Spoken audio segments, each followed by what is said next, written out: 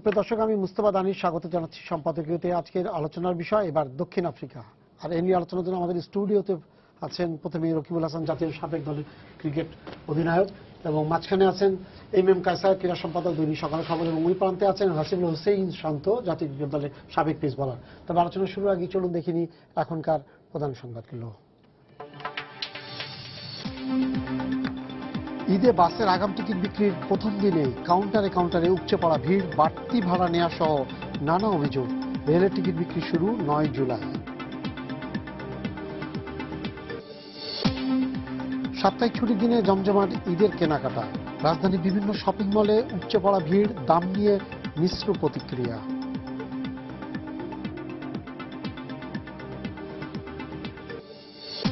ফেলানী হত্যার পুনর্বিচারের রায়ে বিজিবি মর্মাহত। বিএসএফ এর কাছে রায়ের ব্যাপারে জানতে চাওয়া হবে, জানিয়েছেন সংস্থার মহাপরিচালক।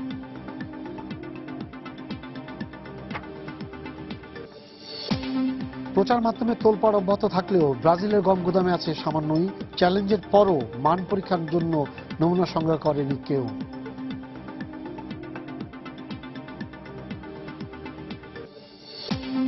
এবং বাংলাদেশকে ট্রানজিট হিসাবে ব্যবহার করে ইউরোপে পাচারের জন্যই আনা হয়েছিল শত কোটি টাকার কোকেন। পরীক্ষার জন্য লন্ডন থেকে আসছেন 2 বিজ্ঞানী।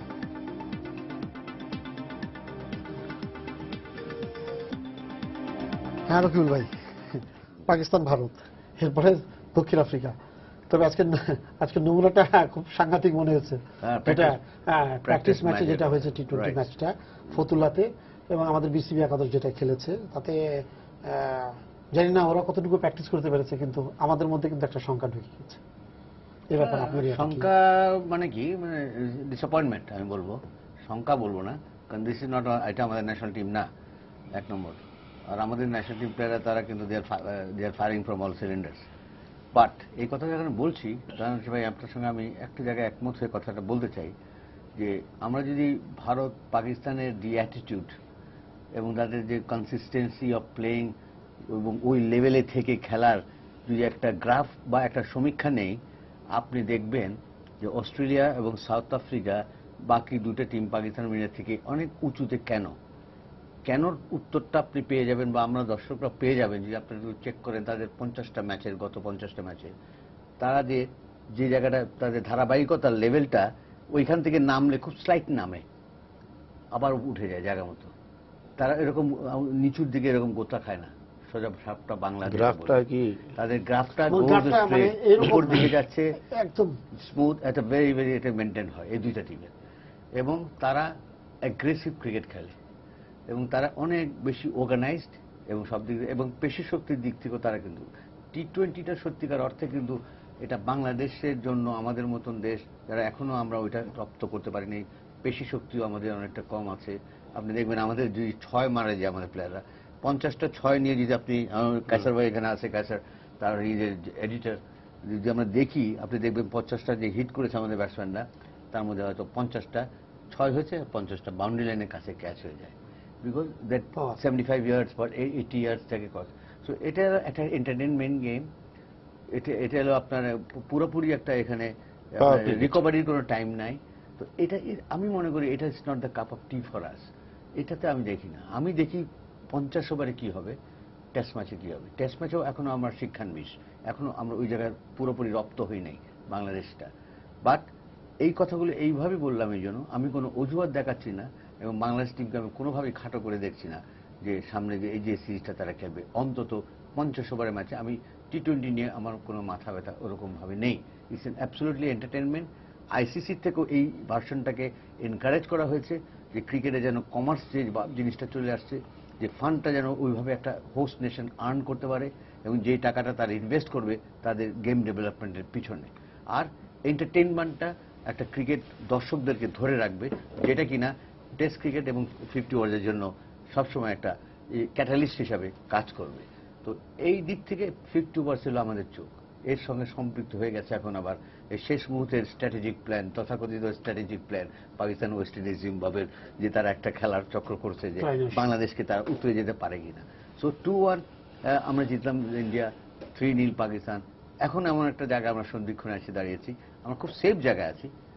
But you never know in cricket, আমরা হয়তো 7 থেকে 8-এ আসবো, বাট আমি কোনো বিপদ এখানে না দেখলেও একটা কিছু ঘটছে। তো সব মিলিয়ে আমি মনে করি বাংলাদেশ প্লেয়াররা এই ম্যাচটা আজকে যেটা ঘটে গেছে, ইট ইজ নাথিং। এটা মাথা থেকে যত তাড়াতাড়ি তারা সরিয়ে ফেলবে হবে। তবে বলার অপেক্ষা রাখে না, সাউথ আফ্রিকা, পাকিস্তান, ইন্ডিয়ার থেকে totally different ball game all together. Totally different game. একদম একমত আমি রকিবুল ভাইয়ের সাথে। কারণ আপনি পাকিস্তানের সাথে আমরা যেভাবে জিতেছিলাম, তারপর ভারতের সাথে যেভাবে জিতেছিলাম, এই দুটো চিন্তা করে যদি আমরা এখন অপেক্ষায় থাকি যে আমরা দক্ষিণ আফ্রিকাকে এরকম ভাবে উড়িয়ে দেব, তাহলে আমার মনে হয় যে চিন্তাটা ঠিক হবে না। কারণ দক্ষিণ আফ্রিকা অনেক বেশি প্রফেশনাল দল, অনেক বেশি শক্তিশালী দল, এবং শক্তিশালী কোন দিকে, শুধুমাত্র কিন্তু কোনো একটা পর্যায়ে শক্তিশালী না। আপনি যদি পুরো দলটাকে বিশ্লেষণ করেন তাহলে দেখবেন যে এই দলটার কিন্তু ব্যাটিং, বোলিং, ফিল্ডিং, মানসিকতা সব দিক থেকে কিন্তু আপনার একদম উঁচু লেভেলের দলটা। রকিবুল ভাই যেরকম ভাবে বললেন যে এই দলটির কিন্তু গ্রাফ আপনার একদম কিন্তু আপনি হঠাৎ করে নিচে নেমে যায় না, নামে কিন্তু আবার সাথে সাথে উঠে যায়। সো দক্ষিণ আফ্রিকা যদি কোনো ভুল করে থাকে, সেখান থেকে ভুল থেকে কিন্তু তারা শুধরে ওঠার জিনিসটা তারা জানে যে কিভাবে শুধরে উঠতে হয়। সো এই কারণে আমি মনে করি যে পিছনের দুটো যে সিরিজে বাংলাদেশ যেভাবে খেলেছে, তার চেয়ে অনেক অনেক বেশি চ্যালেঞ্জ হবে এই সিরিজটি। এবং আপনি লক্ষ্য করে থাকবেন যে আমরা ভারতকে হারিয়েছি কিভাবে। ভারতকে হারিয়েছি আমরা কিন্তু একটু সারপ্রাইজ প্যাকেজ হিসাবে মুস্তাফিজকে নামিয়ে দিয়ে। এবং দক্ষিণ আফ্রিকা কিন্তু এখানে আসার আগে যে হোমওয়ার্কটা করে এসেছে, তারা কিন্তু জানে যে বাংলাদেশে গেলে তাদের জন্য কিন্তু সারপ্রাইজ প্যাকেজটা সেই পেস অ্যাটাক কিন্তু হবে না। তাদের জন্য সারপ্রাইজ প্যাকেজ বলতে একটাই থাকবে, সেটা হলো যে স্পিন। এবং তারা কিন্তু সেই প্রস্তুতিটা নিয়ে এসেছে, এবং তারা ব্যাটিং এ তো প্রস্তুতিটা নিয়ে এসেছেই, সাথে সাথে কিন্তু ভারতীয় স্পিনার হিসেবে নিয়ে এসেছে। যে তারা কিন্তু লেগ স্পিনার হিসেবে এডি লিলিকে নিয়ে এসেছে, এবং তাদের কিন্তু দুমিনি স্পিনার আছেন, এবং তারা জানে যে এখানে আপনি ভালো করতে হলে এখানে কিন্তু আপনার স্পিনকে আপনার ভালোভাবে খেলতে হবে। প্লাস তাদের সবচেয়ে বড় যে প্রবলেমটা হলো যে বিশেষ করে আপনার অস্ট্রেলিয়া এবং সাউথ আফ্রিকা, নিউজিল্যান্ড এইসব দেশ যখন বাংলাদেশে আসে, তখন তাদের সামনে যে বড় প্রবলেমটা হয় সেটা হলো যে কন্ডিশনের সাথে অ্যাডাপ্ট করাটা।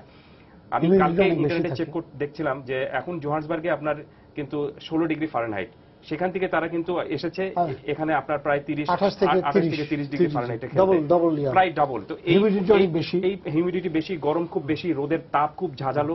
তো এইগুলোর সাথে খুব দ্রুত এগুলির সাথে সবকিছুর সাথে অ্যাডাপ্ট করাটা, এবং খেলাটা কিন্তু দুপুরবেলা 12টা থেকে খেলা, টি-20 ম্যাচটি একটার সময় থেকে খেলা, একদম ভর দুপুরের মধ্যে খেলা। তো সবকিছুর সাথে অ্যাডাপ্টেড কিভাবে তারা করবে, এই জন্য কিন্তু তারা খুব ভালোভাবে প্রাক প্রস্তুতি নিয়ে এসেছে। এবং আজকের ম্যাচটা ফিরে যাই আমি, আজকের ম্যাচ ফতুল্লায় যে ম্যাচটি হয়েছে, সেখানে যদি আপনি দেখেন তাহলে দেখে থাকবেন যে এখানে প্রস্তুতি ম্যাচ, কিন্তু তারা কিন্তু খেলেছে একদম পুরোপুরি দাপটের সঙ্গে। তারা কিন্তু প্রায় প্রত্যেকটা ডিপার্টমেন্টে বাংলাদেশ এই বিসিবি একাদশকে আপনার আউটপ্লেট করেছে, ব্যাটিং, বোলিং, ফিল্ডিং সব ক্ষেত্রে। এবং প্রস্তুতিটা যদি আপনি বলে থাকেন, তাহলে তাদের প্রস্তুতিটা কিন্তু হয়তো তারা পুরো আপনার 12 ওভার খেলেছে, 12 ওভারে ব্যাটিং করে এই ম্যাচটি জিতে গিয়েছে। হ্যাঁ, বোলিংটাও খুব দাপটের সাথে করেছে। সাধারণত প্রস্তুতি ম্যাচ আমরা জানি যে এই ধরনের প্রস্তুতি ম্যাচে যেটা হয়ে থাকে যে টসে জিতলে বা আপনি সাধারণত ব্যাটসম্যান দল আপনার যেটা চিন্তা করেন সেটা হলো যে আগে ব্যাটিং নেওয়াটা, কিন্তু এই ব্যাটিংটা তারা নিতে পারে নাই। বাট তারা ব্যাটিং নিতে না পারলেও বোলিং এ তারা দাপট দেখিয়েছে, এবং যেটুক সময় ব্যাটিং করেছে সেইটুক সময় কিন্তু তারা দেখিয়ে দিয়েছে যে টি-20 তারা কোন টাইপের টি-20 খেলে, এবং টি-20 যে পাওয়ার গেম এবং এই টি-20 কিভাবে জিততে হয় সেটা কিন্তু তারা খুব সহজে মানে এই ম্যাচে করিয়ে দেখেছে। তো আমি আশা করছি যে জাস্ট এই শক্তিটা নিয়েই তারা কিন্তু 5 জুলাই বাংলাদেশের সাথে যে প্রথম টি-20 রয়েছে সেখানেও তারা নামবে। সো এদিক থেকে এক অর্থে বলা যায় যে বাংলাদেশের সামনেও কিন্তু একটু চ্যালেঞ্জটা বাংলাদেশ একটু জেনে গেল যে দক্ষিণ আফ্রিকার এই শক্তিটা, মানে দলের শক্তিটা কোন জায়গায়, দলের দুর্বলতাটা কোন জায়গায়। এবং শক্তির পরিধি কিন্তু দক্ষিণ আফ্রিকার ওই জায়গায়, সেটা কিন্তু মাশরাফিও জানেন যে পেস বোলিং। এবং পেস বোলিং এ কিন্তু অন্যান্য দেশে আপনি দেখে থাকবেন যে পেস বোলিং এ হয় কি যে আপনি অনেক বেশি জোরে বল করেন কিন্তু আপনার বিশৃঙ্খল বোলিং, লাইন লেন্থ ঠিক থাকে না। কিন্তু দক্ষিণ আফ্রিকার এই দলটির কিন্তু সেই জায়গা থেকে কিন্তু একদম আলাদা। তাহলে আমরা যাই এর কাছে, পেস বোলিং এর কাছে একদম নিখুঁত লাইন লেন্থের। আসলে আমি আজকের যে খেলাটা হয়েছে সেখানে যদি দেখেন, রনি তালুকদার আমাদের টিমে আছেন, গত সিরিজেও খেলেননি, তার আগে সিরিজেও খেলেননি, রান করতে পারেননি এই ম্যাচেও। বাট যে টিমে ছিলেন ইমরুল কায়েস, হয়তো টি-20 বা ওয়ানডেতে খেলেন নাই, কিন্তু সে কিন্তু রান করেছে 29। সুগত হোম দেখেন 18 রান করেছে। যারা খেলার মধ্যে আছে তারা কিন্তু দেখেন রান করেছে। সো আমার মনে হয় যে ন্যাশনাল টিমে যারা খেলবে তারা কিন্তু অবশ্যই ভালো খেলবে, এটা আমার ধারণা আর কি, যে ব্যাটসম্যান যারা খেলার মধ্যে ছিল আর যারা বাকিরা কিন্তু কেউ মোটামুটি ওরকম খেলার মধ্যে নাই। সো দেখা যায় যদি আমি চিন্তা করি যে আমাদের বাংলাদেশ টিম প্লেয়াররা কিন্তু খুব ভালো ব্যাটিং বোলিং করছে, যদি তারা তাদের এই মান রেখে খেলতে পারে, সাউথ আফ্রিকা যতটা ইজিলি এই গেম জিতেছে ততটা সহজে কিন্তু বাংলাদেশকে হারাতে পারবে না। বাংলাদেশকে হারাতে হলে তাদের অনেক কষ্ট করতে হবে আমার কাছে মনে হয়। আর সাথে বাংলাদেশ টিমে যারা এখন পারফর্ম করছেন বিশেষ করে ব্যাটসম্যানরা, তারা যদি তার ধারাবাহিকতা অব্যাহত রাখে তাহলে আমি মনে করি যে সাউথ আফ্রিকার সাথে অবশ্যই ভালো একটা রেজাল্ট করতে পারবে। বাট পাকিস্তান ভারতের চেয়ে একটু কষ্ট হবে, বাট তারপর ডিপেন্ড করছে এখানে উইকেটের উপর। আমাদের হোম সিরিজ আমরা কিভাবে উইকেট তৈরি করি সেটার উপরে কিন্তু অনেকটা ডিপেন্ড করছে খেলার ডিসিশন। আমার কাছে একটা কথা বলেছে যে উইকেটে ঘাস ছিল দূর থেকে, বলে ইয়ারা প্রেস বক্সের দূর থেকেই দেখা যাচ্ছে উইকেটে ঘাস ছিল।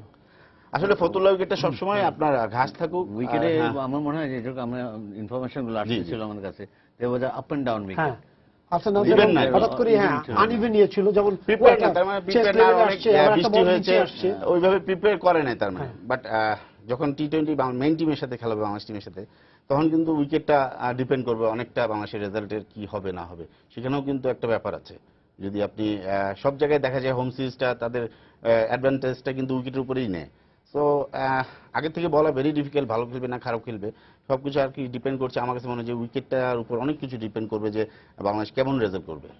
সো ফার যা দেখে মনে হচ্ছে সেটা, যে পেস নিয়ে আমরা পেস বলার নিয়ে ভারতের সাথে খেললাম, সেখানে আপনার কি মনে হয়? সেখানে কিন্তু টাফ হবে আমার কাছে মনে হয়, কারণ সাউথ আফ্রিকার পেস বোলিং অ্যাটাক কিন্তু অনেক স্ট্রং। ওরা কিন্তু হোমওয়ার্ক করে আসছে, কাইসার বলছে হোমওয়ার্ক করে আসছে, ওরা কিন্তু হোমওয়ার্ক করেই কিন্তু ব্যাটসম্যানদের বোলিং করবে। সো এরকম বাউন্স উইকেটে কিন্তু তাদের জন্য ভেরি ডিফিকাল্ট হয়ে যাবে বাংলাদেশের ব্যাটসম্যানদের যেতে। আমার কাছে মনে হয়, জানি না, এখানে রকুল ভাই আছে আরো ভালো বলতে পারবেন। সো ফার এখন পর্যন্ত যদি বাংলাদেশ যে পারফর্ম করে আসছে সেটা যদি তাদের মান সম্বন্ধ রেখে খেলতে পারে, তাহলে আমি বলবো যে ওয়ানডে টি-20তে ভালো একটা কিছু করার আশা আছে। বাট টেস্টে আমরা এখনো শিক্ষণীয় বিষয় আছি আমার কাছে মনে হয়। আচ্ছা, এখানে যেটা হলো যে ওরা স্পিনার দুটো নিয়ে আসছে, আজকে দুদিন কি খেলাইছে, 2 আর 3 ওভার করছে, এর মধ্যে কিন্তু 3টা উইকেট পেয়ে গেছে। তো যেটা নাকি আমি ওখান থেকে আসি, যে যেটা বললো যে শান্ত যেটা বললো, ভেরি ট্রু। এখানে কারা খেলেছে আমাদের টিমে, যারা কিন্তু অনেক দিন থেকে গেমে নাই, প্র্যাকটিস ম্যাচে নাই। তো এখানে হঠাৎ করে একটা টেস্ট প্লেইং কান্ট্রি, একটা টপ লেভেল টিমের সঙ্গে, এবং এখানে এই ম্যাচটার মধ্যে একটা মানসিক চাপও অনেকের মধ্যে ছিল টিমে ফেরার পিছনে, যে আমি টেস্ট ম্যাচে ফিরতে চাই। এটা কিন্তু ব্যাক অফ দ্য মাইন্ড থাকলে অনেক সময় একই সঙ্গে যখন নাকি কোয়ালিটি বোলিং, তারা তেতিয়ে ছিল, কিন্তু তারা বোলাররাও তেতিয়ে ছিল, ব্যাটসম্যানরা তো আক্রমণাত্মক ছিল, সবই ছিল। তো এখান থেকে যেটা আমি দেখছি, যে প্রশ্নটা আপনি করলেন যে স্পিনাররা করলো, দেখেন উইকেটে কিন্তু আপ অ্যান্ড ডাউন ছিল। আজকের উইকেটটা একটু বিভ্রান্ত করেছে, রং রিডিং বা রং সিগন্যাল দিয়েছে, টসে জিতে ব্যাটিং নিয়ে আমরা নিয়েছি। আমি হলে হয়তো ফিল্ডিং করতাম আজকে, but it's a decision of the captain wicket দিয়ে, কারণ আমি জানতে চাইতাম আমার অপোনেন্ট আননোন কোয়ান্টিটি তারা কি করে, দেখি না। ফিল্ডিংটা নেওয়ার আরেকটা যুক্তি কারণ হলো রকিবুল ভাই, একটু বলি আমি, সেটা হলো যে তাহলে হয়তো আপনি অতিথি দল হয়তো ব্যাটিং প্র্যাকটিসটা একটু বেশি করতে পারতো, সেটা হয়তো করতে যাতে না পারে, সেই কারণে একটু ট্যাকটিক্যাল কারণে সম্ভবত তাকে। আমি ওইভাবে দেখছি না, আমি দেখছি অন্যভাবে। কিন্তু আমার কাছে যেটা মনে হচ্ছে, ঠিক আছে, কাসার যেটা বললো যে ঠিক আছে ওদের ব্যাটিংটা, যাতে ওরা ব্যাটিংটা প্র্যাকটিস করতে, কিন্তু মজার ব্যাপারটা হলো বল তো করে আমাদেরকে একটা ইঙ্গিত কিন্তু তারা দিয়েছে, বাট তারা ইঙ্গিত দিয়েছে আমাদের সেকেন্ড ফিডেলকে দিয়েছে। যেটা নাকি ওখান থেকে কথা আসছে যে ইউ ডোন্ট নো আমাদের টিম আর টাইগার। আমি অ্যাবসলিউটলি এখানে পয়েন্ট ব্ল্যাঙ্ক দর্শকদের বলতে পারি যে it will be very competitive একটা ওয়ানডে সিরিজ। দর্শক দেখি কি বলছে। দর্শক আপনার পরিচয় দিয়ে প্রশ্ন করুন। হ্যালো, আসসালামু আলাইকুম। ওয়ালাইকুম আসসালাম। জি, আমি ব্রাহ্মণবাড়িয়া থেকে তানজিল বলছিলাম। জি, আমার একটা প্রশ্ন হচ্ছিল যে আমরা ভারত সিরিজের ক্ষেত্রে ফতুল্লা যে টেস্টটা হয়েছিল, সেখানে আমরা ক্যাপ্টেন প্লাস কোচের একটা সংবাদ সম্মেলন দেখছিলাম যে উইকেটের চরিত্র কি হবে তাই বলতে পারে না। তা আমরা দেখি যে আমাদের পার্শ্ববর্তী দেশের যে উইকেটগুলো হয়, ভারতের উইকেটগুলো, তাদের ক্যাপ্টেনের যে এই ধরনের উইকেট পছন্দ হয় বা ক্রিকেট বোর্ডের এই ধরনের উইকেট দরকার, তাদের দল ভালো খেলবে, সেই ধরনের উইকেট তৈরি করে। কিন্তু আমাদের দেশের ক্ষেত্রেই দেখি যে কোন ধরনের উইকেট তৈরি হচ্ছে সেটা বিসিবিও জানে না, আমাদের ক্যাপ্টেনও জানে না, কেউই কিছু জানে না। সেই ক্ষেত্রে কি এখানে যে আমাদের যে কন্ডিশনের যে সুবিধাটা সেটা কি আমরা নিতে পারতেছি না? আচ্ছা, আপনাকে ধন্যবাদ, চমৎকার প্রশ্ন করে ফেলেছে। কি আপনি নেবেন? না ঠিক আছে বলুন। ধন্যবাদ যিনি প্রশ্ন করেছেন। ফতুল্লা স্টেডিয়ামের মালিকানাও কিন্তু ক্রিকেট বোর্ডের, এবং প্রত্যেকটা ক্রিকেট স্টেডিয়ামের লিগ্যাল মালিকানাটা জাতীয় ক্রীড়া পরিষদের, বাট তাদের ইয়াতে আছে, হেফাজতে তাদের আছে, এবং ম্যানেজমেন্ট এবং এটাকে ইউসেস যেটাকে বলি ক্রিকেট বোর্ডে। তো ক্রিকেট বোর্ড প্র্যাকটিস ম্যাচ ফতুল্লায় বৃষ্টি হয়ে গেছে, অনেক গিয়েছে, অনেকদিন খেলা হয়নি এখানে।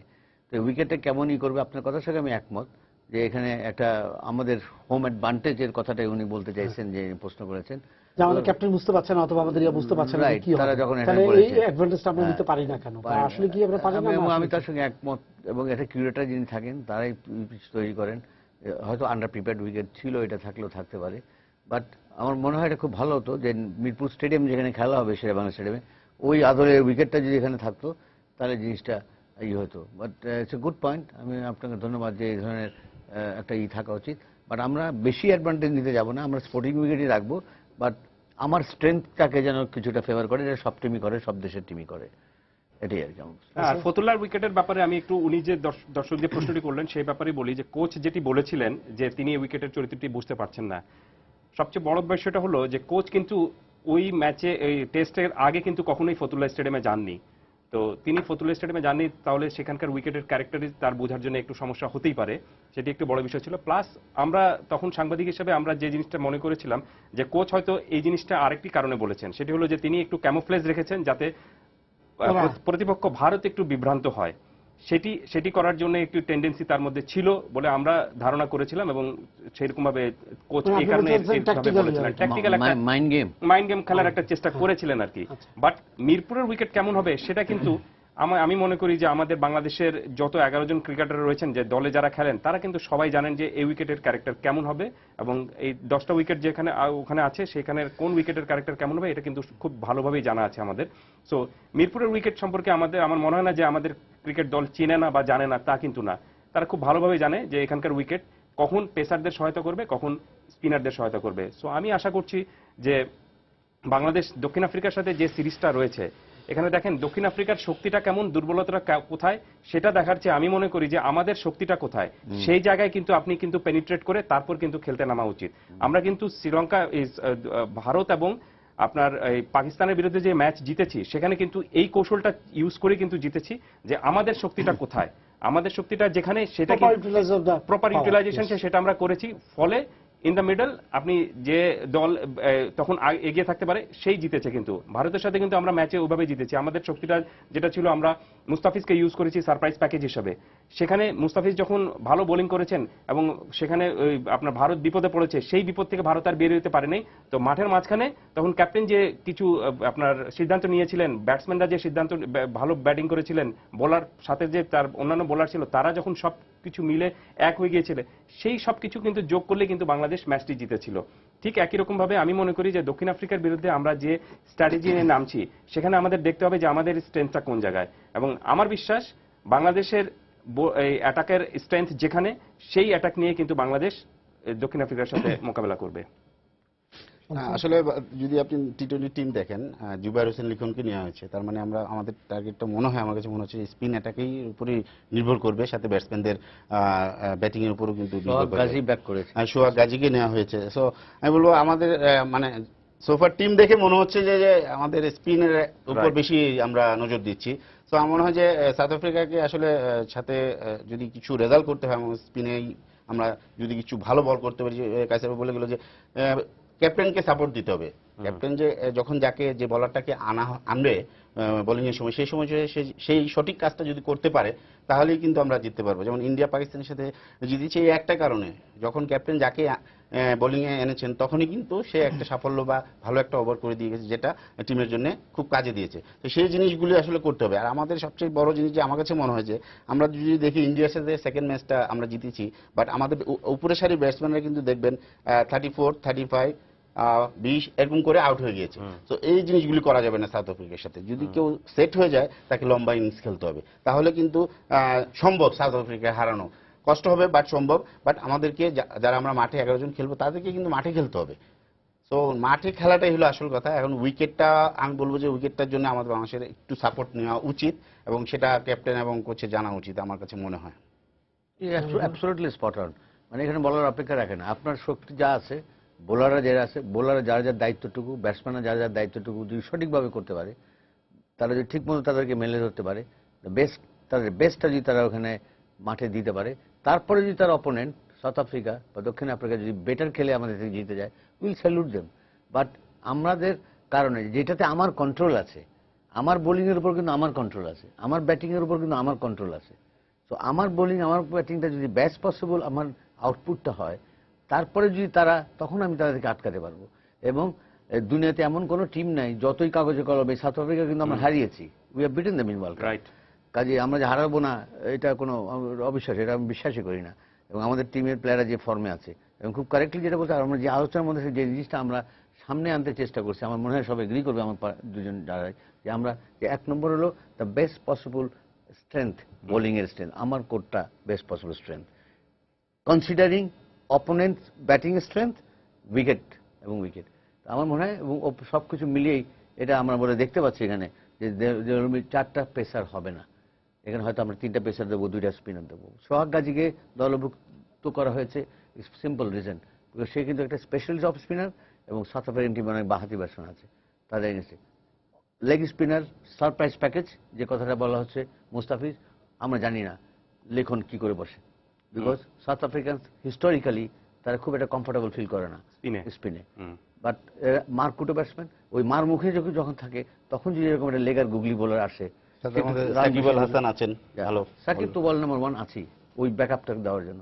তো সব মিলিয়ে ফিটনেস, ফিল্ডিং এর দিকটা দেখি সাউথ আফ্রিকা হয়তো পেশ করবে। কিন্তু এই যে ইয়াতে টিমে কিন্তু নাসির আছে, আপনার স্লো যে জিনিসটা হচ্ছে আপনার এখানে, যেমন তাকে তো এখন সে ব্যাটিং এরিয়াতেও কিন্তু ইয়ে করছে, যেমন এরকম জায়গাতে যখন আসবে, তারপরে মনে করেন যে আমাদের ভাইস ক্যাপ্টেন মানে সাকিব কিন্তু আপনাকে ইয়ে দিচ্ছে, বোলিং এ সাপোর্ট দিচ্ছে, বোলিং এ সাপোর্ট দিচ্ছে। সেক্ষেত্রে আপনি কি মনে করেন যে 2জন স্পিনার, স্পেশালাইজ স্পিনার এই দলে আসবে? সাকিব ইজ অটোমেটিক্যালি চয়েস না, ওইটা না, আমি বলছি তো এর বাইরে 2জন আসতে পারে। 4জন যদি পেস বোলার খেলাতে পারে ইন্ডিয়ার সাথে, তাহলে ওয়াই নট সাউথ আফ্রিকার সাথে স্পিনার 4জন। আপনি কি 9জন ব্যাটসম্যান নিয়ে খেলবেন? না, কিন্তু তখন না, তার তখন মানে পেসের অবস্থাটা কি হবে তার সাথে? না, পেসে এখানে কিন্তু আপনি 2জন পেসার নিয়ে বাংলাদেশ খেলবে। সৌম্য সরকার হয়তো ওয়ান চেঞ্জে যদি দরকার হয়, আমার কাছে মনে হয় খেলা বোলিং করতে পারে ওয়ানডেতে। আপনি কিন্তু ইসে 2জন কি মাশরাফিকে ধরে না মাশরাফিকে নিয়ে 2জন পেসার কিন্তু খেলবেন আপনার টি-20তে। আমার মনে হয় না যে আপনি 3 পেসার বা এর চেয়ে 3 পেসার নিয়ে খেলবেন আর কি। এখানে 2জনই খেলবেন, আর বাদ বাকি যারা থাকবেন মুস্তাফিজ আর মাশরাফি, রাইট, মুস্তাফিজ মাশরাফি, অথবা আপনি এমন হতে পারে যে রুবেল হয়তো খেলতে পারেন। এটা টিম ম্যানেজমেন্ট কি সিদ্ধান্ত নেয় সেটা দেখার বিষয়। বাট আমি একটা জিনিসের বলি দানেশ ভাই সেখানে, সেটা হলো যে আমরা কিন্তু এই সিরিজ শুরু হওয়ার আগে আমরা কিন্তু রেজাল্ট নিয়ে অনেক বেশি চিন্তা ভাবনা করছি। বাট আমার মনে হয় যে টিমটাকে, আমাদের যে টিম রয়েছে সেই টিমটার উচিত হবে যে রেজাল্ট নিয়ে বেশি চিন্তা ভাবনা না করে আপনার প্রসেসটা ঠিক আছে কিনা ক্রিকেট খেলার, মাঠের প্রসেসটা যদি আপনি ঠিক করতে পারেন, তাহলে কিন্তু আপনি রেজাল্ট অটোমেটিকলি আসবেই। আপনি যদি ঠিকমতো ব্যাটিং করতে পারেন, বোলিং করতে পারেন, এই প্রসেসটা ঠিক রাখতে পারেন, তাহলে কিন্তু রেজাল্ট অবশ্যই আসবে। আর ক্রিকেটে একটা জিনিস আছে যে আপনি যত কম ভুল করবেন তত কিন্তু আপনি এগিয়ে থাকতে পারবেন, আর আপনি যত বেশি ভুল করবেন তত কিন্তু প্রতিপক্ষ আপনার উপর চেপে ধরবে। সো এই জিনিসগুলি, এই প্রসেসগুলি ক্রিকেটের যে সহজ প্রসেস, ক্রিকেট কিন্তু খুব সহজ খেলা, এটা কিন্তু জটিল কোনো খেলা না। এই প্রসেসগুলি যদি আপনি ঠিক করতে পারেন, তাহলে কিন্তু আপনি দেখবেন যে at the end of the day you become the winner of the match. আচ্ছা শান্তু, তার দাঁড়াচ্ছেটা কি? জুবায়ের আসলে মনে করেন এবং সোহাগ গাজী আসলো, ঠিক আছে, আপনি মানে যদি এরকম হয় যে 2জন স্পিনার এখানে ঢুকে গেছে, তার সঙ্গে মনে করেন যে সাকিবেরটা আপনি বাদ দিন, তো টিমের মধ্যে আছে।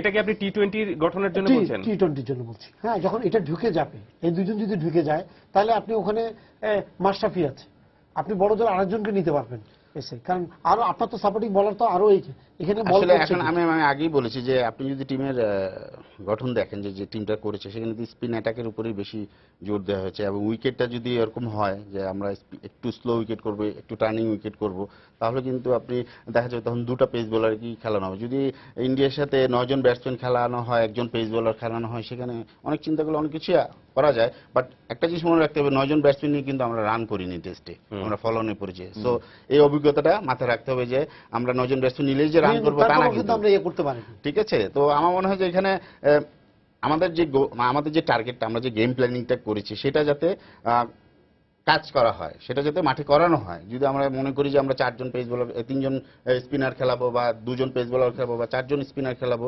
সেটা যদি আমরা প্ল্যান করে থাকি সেটা কিন্তু করতে হবে মাঠে। বাট প্ল্যান করে রাখলাম, খেলার আগে ওইটা চেঞ্জ হয়ে গেল, সেই জিনিস কিন্তু করলে হবে না।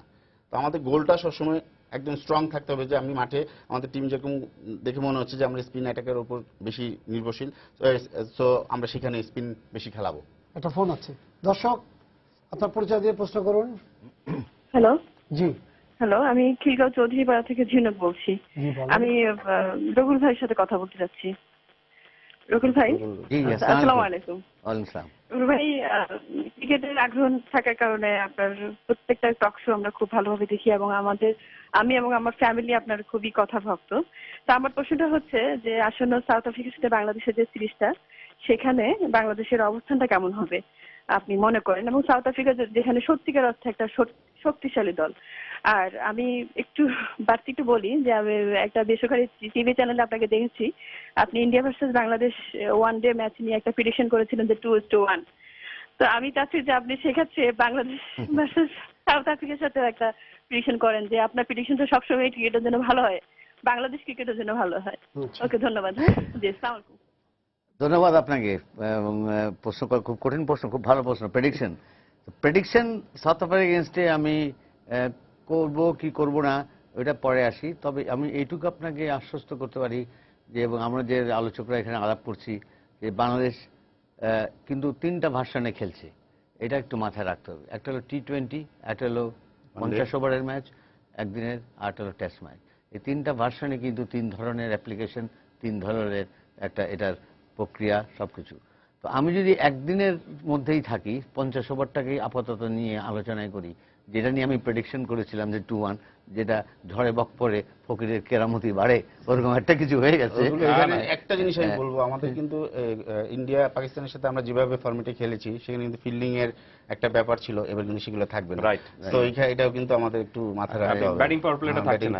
রাইট, এখানে রুলস চেঞ্জ হয়ে গেছে। 5 তারিখ থেকে যে খেলাটা হবে সেখানে কিন্তু 10টা ওভারে শুধু পাওয়ার প্লে থাকবে ইনিশিয়ালি, ব্যাটিং পাওয়ার প্লে থাকছে না, যেটা, এবং পুরো আইন যে পরিবর্তন হয়েছে এটা কিন্তু আমাদের পক্ষেই থাকছে এবং আমাদের মতন ক্রিকেট টিমের সুবিধাই হবে এখানে। রাইট। তো আমি আপনাদের এইটুক আশাবাদ দিতে পারি যে আমরা ভালো ক্রিকেট খেলবো এবং প্রত্যেকটা প্লেয়ার যদি তাদের বেস্ট খেলাটা খেলতে পারে, যেটা খেলেছে গত 2টা সিরিজে, আমার মনে হয় আমরা আনন্দ করার মতো হয়তো অনেক কিছু পাবো। আর প্রেডিকশনের কথা বললেন, আপাতত এটা থাক, সামনে গড়াক, একদিনের ম্যাচ সিরিজ একবারই ঝড়ে বক পড়ুক, তখন একবার ঝড়ে বক পড়ে। এখন আমি আকাশে 27% উপরে আছি, আমি ওই জায়গায় থাকি। তবে এটুকু বলতে পারি, বাংলাদেশ একটি ম্যাচ জিতবে 3টা ওয়ানডের মধ্যে ইনশাআল্লাহ। কাসার বলেন। আমি সেরকম ভাবে প্রেডিক্ট করব না, বাট আমি যে জিনিসটা বললাম যে আপনি যদি প্রসেসটা ঠিক রাখতে পারেন, তাহলে কিন্তু সবগুলি ম্যাচ কম্পিটিটিভ হবে। এবং ম্যাচ কম্পিটিটিভ হলে তখন আপনি ওই ছোটখাটো দিক যে ছোটখাটো যে কৌশল যেগুলি থাকে, সেই দিক থেকে যে এগিয়ে থাকবে সেই কিন্তু জিতবে সেখান থেকে। আর T20 প্রসঙ্গে ফিরে যায়, T20 ব্যাপারটা যে আপনি দল গঠন নিয়ে যেটা বলছেন, T20 কিন্তু পাওয়ার গেম। এখানে কিন্তু আপনি ব্যাটসম্যান ওরিয়েন্টেড কিন্তু গেম, এটা পুরোপুরি ব্যাটসম্যান ওরিয়েন্টেড গেম। এখানে বোলাররা হয় বেচারা, বোলাররা আপনি এমন অবস্থা থাকে যে আপনি এখানে প্রায় প্রত্যেক বলে কিন্তু ব্যাটসম্যানরা মারেন এবং বোলারদের সেদিকে তাকিয়ে থাকতে হয়। বোলাররা যদি কোনো বলে 1 রান দেন বা 2 রান দেন, তখন বলা হয় যে এটাকে গুড বোলিং, 4 রান না হলে বলা হয় যে গুড বোলিং আর কি। সো এখানে আমি মনে করি যে বাংলাদেশ কিন্তু সেই কৌশল নিয়ে কিন্তু এখানে দল সাজাবে। দুই ম্যাচে যে T20 যেটা খেলবে, সেখানে যে ব্যাটসম্যান ওরিয়েন্টেড দল করবে এবং যারা পাওয়ার হিটার যারা রয়েছেন, যেমন সাব্বির, নাসির, তাদের উপরে সাকিব এবং শুরুর দিকে তামিম, শুরুটা কিন্তু আমাদের খুব ভালো করতে হবে। যেরকম ভাবে লিটন যদি খেলেন, লিটন খুব পাওয়ার হিটার, খুব ভালো ব্যাটিং করতে পারেন। এবং সর্বশেষ আমরা যেটা শুনেছি যে মুশফিকের আঙ্গুলের ইনজুরিটা প্রায় ঠিক হয়ে গিয়েছে এবং উনি যদি মনে করেন যে উনি খেলার জন্য 100% ফিট, সিদ্ধান্তটা তার উপর। আপনি ফিজিও বলেছেন যে তার কোনো প্রবলেম নেই। এখন মুশফিক যদি কোনো প্রবলেম না ফেস করে থাকেন তাহলে উইকেট কিপার হিসেবে মুশফিকই খেলবেন সেখানে। আর ওই ফিরে যাই ওই শান্তর সেই কথা, তাহলে ওয়ান ডাউনের জায়গাটা কি হবে?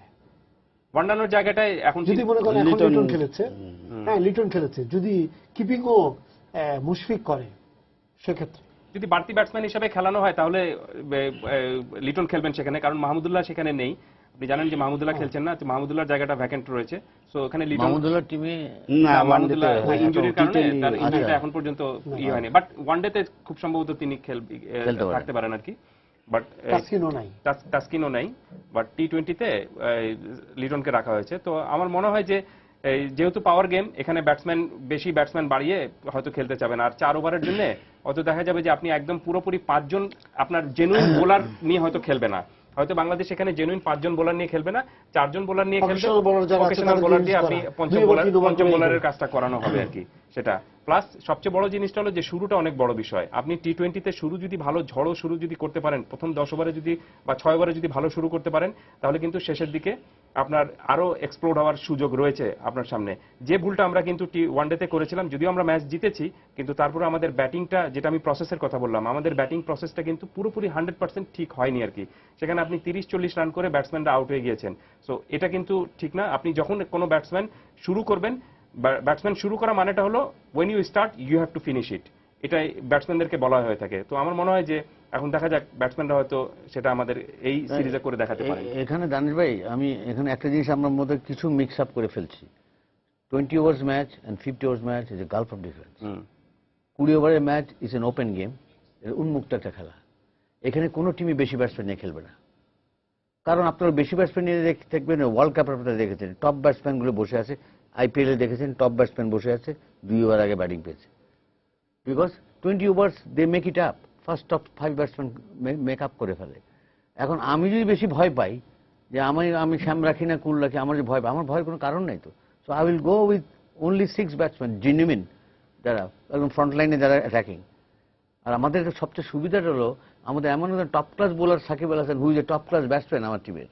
এনি নাম্বারে সে ক্যান কাম অ্যান্ড ব্যাট। মুশফিকও তাই, একদম মুশফিক বল করবে না, কিপিং এর দায়িত্বে থাকে, কিপিং এর দায়িত্ব। কিপিং অটো মেইন হলো আপনার বোলিংকে রাখতে হবে। এটা একটা এমন একটা খেলা যেখানে আপনার রিকভারির কোনো টাইম নেই, আপনি রিকভারি করতে পারবেন না। এক, আপনি ডট বল দিতে পারবেন না ব্যাটিংয়ে। 2, তারপরে এখানে হলো আপনার মানে যেটা নাকি আমার ইয়ে বললেন কাসার ভাই, উইচ ইজ ভেরি ট্রু, বোলাররা একটা ইসের মধ্যে পড়ে থাকেন যে they leave it on the batsman বা ইসের মধ্যে। তো এখানে 6 ওভারটা ইজ ভেরি ক্রুশাল, যে পাওয়ার প্লে ওভারটা শক্তির দিক থেকে ওরা অনেক বেশি থাকবে, আমাদের হয়তো শক্তি কম থাকবে। তবে আমি আপনাকে বলি, যেটা উনি বললেন যে লিটন এরা যে জানি না খেলবে কিনা, বা Mushfiq is a powerhouse. ছোটখাটো দেখলে কি হবে, we can hit 6, but maximum আমরা এখনো ওই জায়গাটায় যাই নাই যেখানে ওভার বাউন্ডারি লাইনগুলো আমরা করতেছি। তো আমার মোটা দাগে আমি শুধু বলতে পারি যে আমি এই টি-20তে আমার কথাটা যেন মিথ্যা প্রমাণিত হয়, বা তবু আমার যদি কেন মনে হয় যে এটা এখনো আমাদের গেম না। তাই সেটা আমি খুব একটা ভালো মানে ভবিষ্যৎ খুব একটা দেখতে পাচ্ছি না, but it's a lottery, anything can happen. টি-20 প্রেডিকশন করা ভেরি ডিফিকাল্ট। যেদিন যে ভালো খেলবে সেদিনই সে জিতবে আমার কাছে মনে হয়। যেমন বাংলাদেশ সাউথ আফ্রিকার সাথে যদি ভালো খেলে অবশ্যই জিতার চান্স আছে, সাথে সাউথ আফ্রিকা যদি খারাপ খেলে তো বাংলাদেশের চান্স থাকবেই।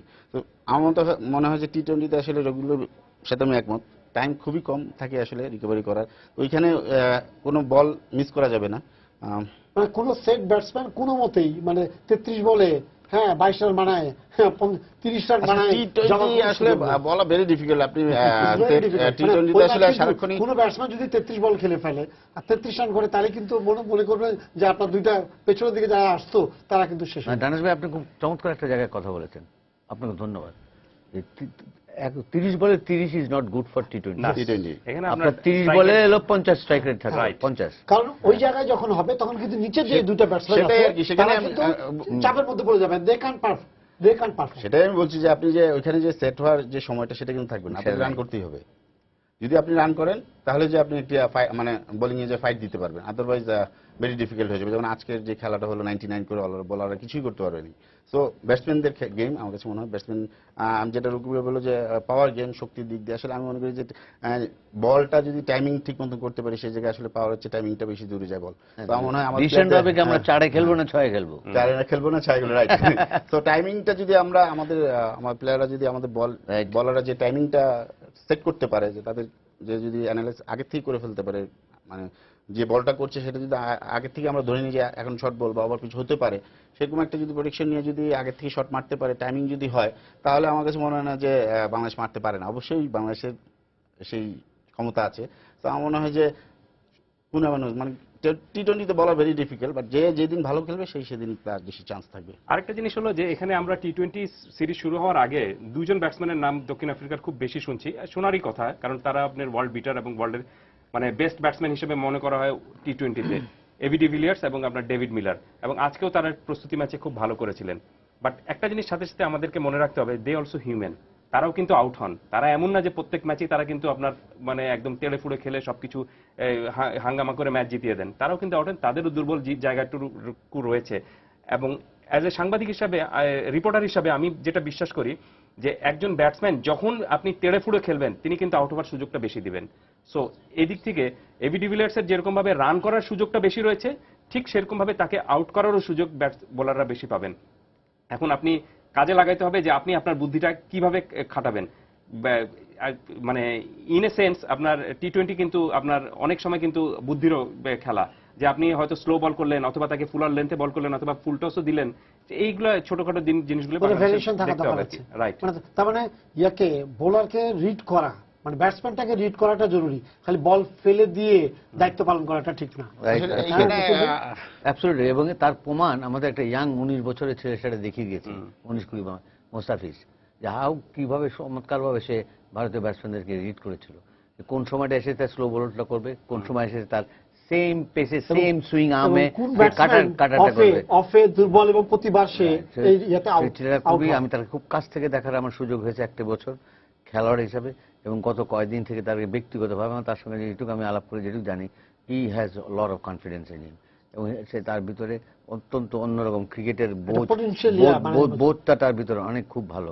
সে খুব ভালো রিড করে, শুধু না, হি নোজ কাটাটা কিভাবে করতে হয়, এবং তার সে সামনে যে লক্ষ্য সৃষ্টি করছে তার লক্ষ্য অনেক দূর, এবং এটা তার কথার থেকে আমি পেয়েছি। আমি তার একটা অনুষ্ঠানেও ছিলাম এখানে।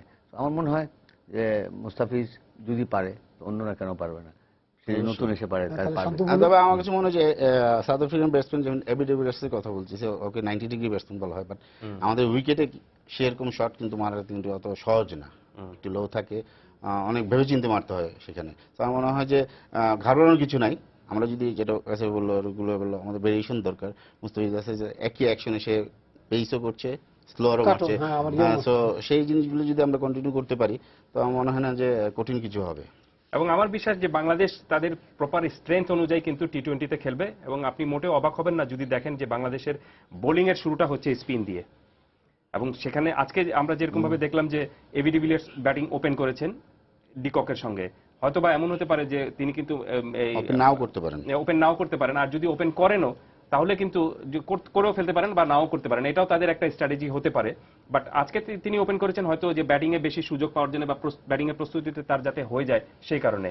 বাট আমার কাছে কেন জানি মনে হচ্ছে যে বাংলাদেশ এই সিরিজে টি-20তে অবশ্যই স্পিনের উপর বেশি জোর দিবে, এবং এমন হতে পারে যে বোলিং এর শুরুটা আপনার স্পিন দিয়ে হতে পারে। আসলে মিলার সাউথ আফ্রিকার, যাকে আমি আসলে আমার কাছে মনে হচ্ছে ডেঞ্জার ম্যান হয়ে দাঁড়াবে বাংলাদেশের জন্য, তো তাকে একটু হোমওয়ার্ক করা উচিত। যদি তাকে হোমওয়ার্ক করে তাহলে আমার মনে হয় যে বাংলাদেশের বলারদের জন্য ভালো হবে, কাকে কোন জায়গায় বল করলে সে মারতে কম পারবে, সেই জিনিসটা আসলে করা উচিত, বাংলাদেশে হোমওয়ার্ক করা উচিত একটু। তো আমাদের সময় শেষ হয়ে গেছে, তো আপনাদের ধন্যবাদ স্টুডিওতে আসার জন্য। আপনাকে ধন্যবাদ। হ্যাঁ, সবাইকে শুভেচ্ছা জানিয়ে শেষ করছি আজকে সম্পাদকীয়। আগামীকাল আবারও দেখা হবে রাত 10টায়, দেখার আমন্ত্রণ রইল। শুভরাত্রি।